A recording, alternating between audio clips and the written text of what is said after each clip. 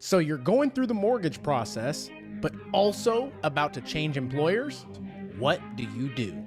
Watch this before you move forward. Hey guys, it's Mark Jones, and I wanted to talk today about switching employers in the middle of going through the mortgage process. This is something that I get asked quite often, to which each time every scenario is different. It is a case-by-case basis, and there's a couple of things that you guys need to know. So let's talk about it. The first thing that I want you guys to know is if you are intending on switching employers amidst the mortgage process, let your lender know. That is the very first thing, so that they can then go and advise you on whether you should, shouldn't, or wait, or what documentation you may need in order to continue down the process of purchasing a home. Let's talk about different situations in which you would need to change employers.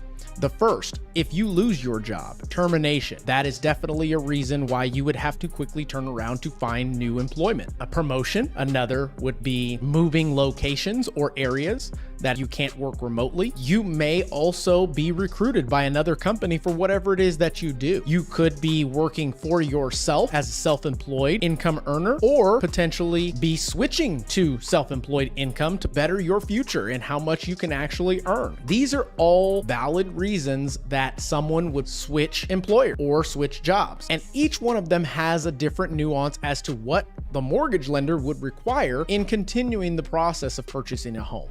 So now let's talk about the different documentation that is going to be required when something like this happens. The first thing that we're going to need, guys, is going to be the offer letter to confirm that this is what you're doing. It sets the expectations on how much income we can use. And based on that offer letter, that will pretty much determine how we're going to move forward with the actual loan itself. We absolutely will need a most recent pay stub. In only a few cases can you close on a loan prior to starting your new position. And in these cases, they are considered irrevocable contracts. There are some cases where doctors, teachers, and professions like that can sign or be offered an irrevocable contract for employment. In those cases, conventional loans do allow you to move forward with the simple contract because they know that there are repercussions that come in play if you don't show up. In those cases, we can also contact the employer to verify your start date for verification. We will, in the end, also need a written verification from the new employer. This is something that we typically will send out to the new employer to have them complete based on your status with the employer, how much you're foreseen to make, the type of income that you're going to receive, and the way it's structured, in addition to the likelihood of your employment continuing. So here's a couple of different scenarios in which it would have a negative impact on you. And I'm just going to run through these. Let's say you're moving from a salaried position and you have a base type pay, and now you're switching to a heavily commission or bonus pay. That, guys, is going to be an issue. If you are becoming a contractor or self-employed borrower and you previously were receiving W-2 type income to where they're taking the taxes out right now, that could be a negatively impacted decision. If you're currently moving from one industry to another, completely different industry, even though the pay or pay amount will be similar in some cases, it deems the previous 2-year history null and void. Now, if you are considering relocating, it's important that we as the lender verify that if you're staying with your current employer, we want to know that you have the ability to work remotely, or there's a spot for you to come here in the new place. We'll need a new relocation letter or verification of employment that it is okay, especially if your current employer is in, let's say, California, but your new home is going to be in Texas. Now, again, every scenario is different, so please go over your scenario with your lender and tell them as soon as possible. And lastly, if you are frequently changing jobs, it can also be seen as unstable income. What we are looking for, guys, is continuance of employment. We go back 2 years to ensure that you have been employed for at least 2 years. And then we want to know if you are going to remain employed with the same income, and it needs to be consistent. That is the key to this, is consistency. If you work somewhere and you are full-time, but you are working some days 5 hours, some days 10 hours, and in the total week it's 32 hours, and then the next week is only 24, well, then your lender's going to have to average that income because it's not a consistent basis. I think that's super important that you guys understand when you are applying for a loan that just because you make, let's say, $20 an hour and have the ability to work 40 hours, it doesn't mean you can get credit. We typically would go on an average, especially in that scenario. Let's talk about the self-employed borrower. If you are currently self-employed and switching to an actual W-2 type employer, it's important for us to be able to tie what you're currently going into doing as W-2 employee to what you've been doing to make a 2-year history.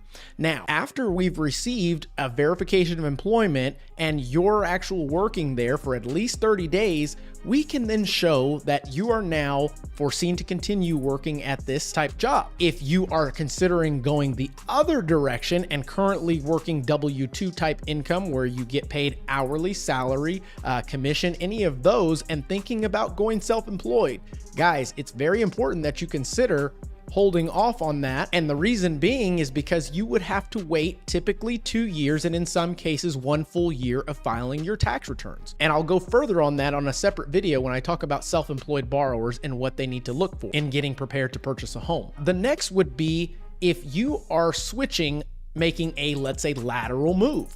You're currently a salary employee and you're switching over to another employer doing the same type of work. That is absolutely acceptable. And as a lender, we typically just need to verify the employment with the new employer. Some cases you may have to wait until you receive your first 30 days worth of pay stubs to ensure that. The next would be taking an opportunity to earn more money, but you're changing the way that your income is received in the sense that you would be paid salary or hourly and now switching to commission. If that is the case, we as lenders don't know what the consistency of your commission is going to be, nor can we foresee the future. So in those cases, we would, similar to a self-employed borrower, have to wait at least a year to determine what type of income and how often and consistent is this going to be. No, you don't pay taxes like a self-employed borrower when it comes to commission, but we do know as a fellow commission employee that it is inconsistent. So you have to take an average. And if you are currently working as a commission employee and considering switching over to the same line of work, just a different employer, we would at least want 6 months to determine if the switch is going to be consistent or greater than what you were receiving before at the current employer. Even though they're the same industry, we don't know how this is going to affect you, especially if you are someone that is moving from out of state to here. It's a new location, you don't have the same book of business, or we would have to simply prove that your business will likely continue the same way that it was. So you take those things into consideration when you're going down the road of purchasing a home. Now, if you're someone that is a truck driver or a type of position that it does require you to switch employers quite often, and we can actually see a trend in this, that's something that we absolutely can take a look at to see if this makes sense as you move forward and it is a customary for that type of position. I see welders in that similar scenario. They go where the work is, but at the end of the year, they have a consistent income coming in, and you can look back for 2 years to see that trend. So guys, there are plenty of other factors that go into this, but I did want to just go over a situation that you or a friend may be in that could give you a little bit of advice. But the best advice I can give you is to talk to your lender. Make sure that they are fully aware, because I can tell you these things will be discovered if they are not talked about. We as the mortgage lender do plenty of verifications, and we do them throughout the process of the loan, especially the day of funding.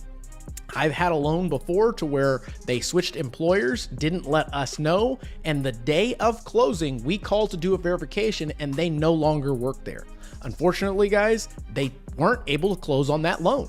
And it puts everybody in a pretty tough situation. So if you are getting ready to go through a job change or considering a job change, maybe for promotion or other reasons, please talk to your lender.